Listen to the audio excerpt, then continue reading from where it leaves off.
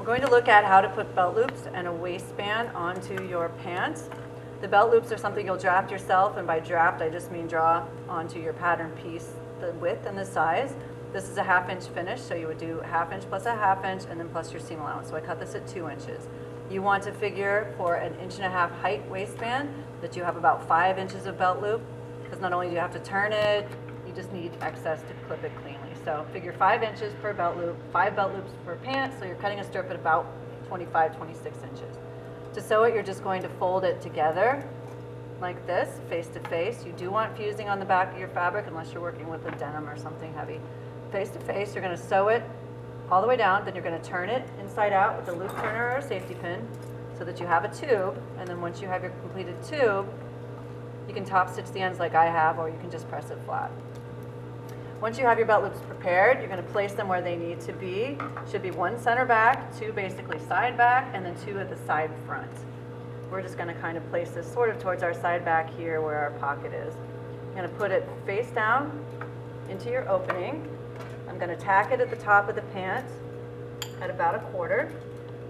This is to stabilize it to the waistline. Okay, your waistband seam will come down at that 1/2 inch there. So you want to tack it 1/2 inch further than that so that it's rolled underneath for the belt, and also so it's not pulling the waistband up. So 1/2 inch below your waistband, which would be 1/2, you're going to do another stitch. This one has to be neat because this will be visible.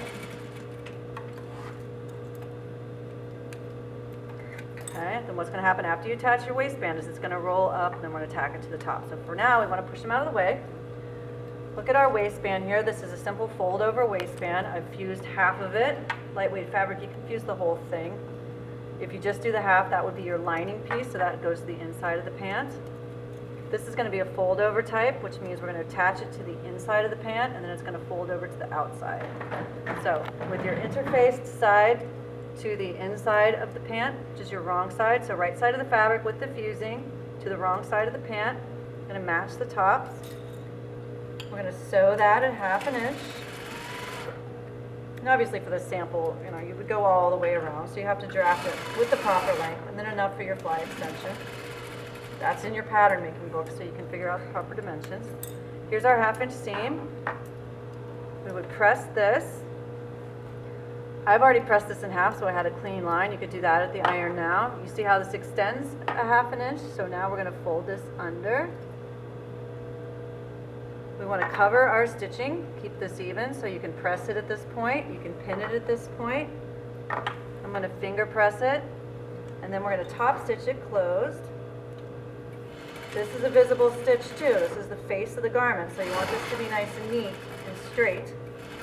If you don't feel like you want to see this top stitch, the other method is that you would sew to the face and then flip it over to the inside and then stitch it in the ditch of the seam. Stitch in the ditch so it would look like that on the face. Your stitching is hidden. Those are your 2 options.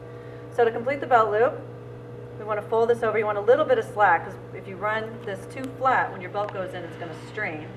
Give yourself a little slack. I'm going to cut off about 1.5 inches higher here. I'm going to fold this down.